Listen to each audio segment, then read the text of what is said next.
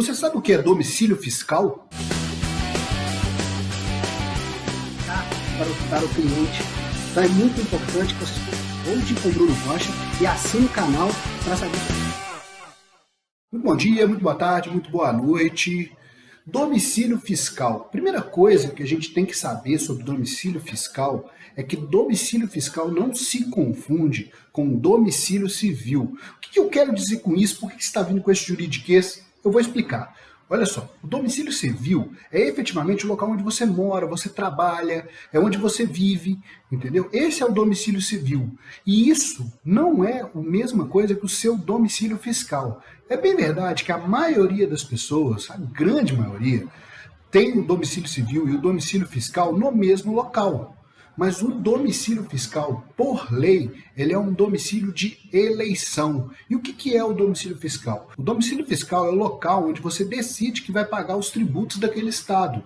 Então você pode perfeitamente morar aqui em Minas Gerais e decidir que o seu domicílio fiscal é o domicílio lá do Rio de Janeiro, por exemplo, e pagar os impostos estaduais lá no Rio de Janeiro, os impostos devidos. Isso é um pouco difícil de entender porque a gente tem essa confusão entre onde a gente mora e onde a gente tem o domicílio fiscal. Mas a verdade é que a lei, isso é previsto na lei, a lei prevê que o domicílio fiscal ele é um domicílio de eleição.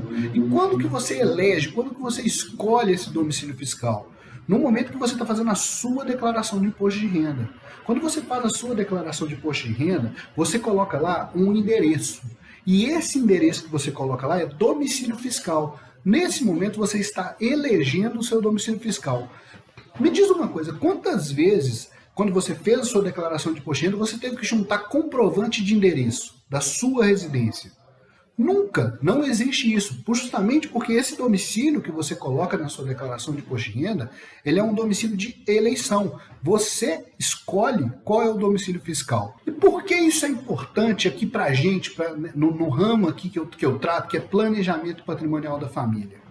Porque isso, como é permitido por lei, isso nos ajuda a planejar também o patrimônio da sua família para que você tenha que pagar um valor de ITCD, que é aquele imposto sobre a doação ou sobre a morte, ou no caso de inventário, que seja menor do que o imposto que o seu estado cobra.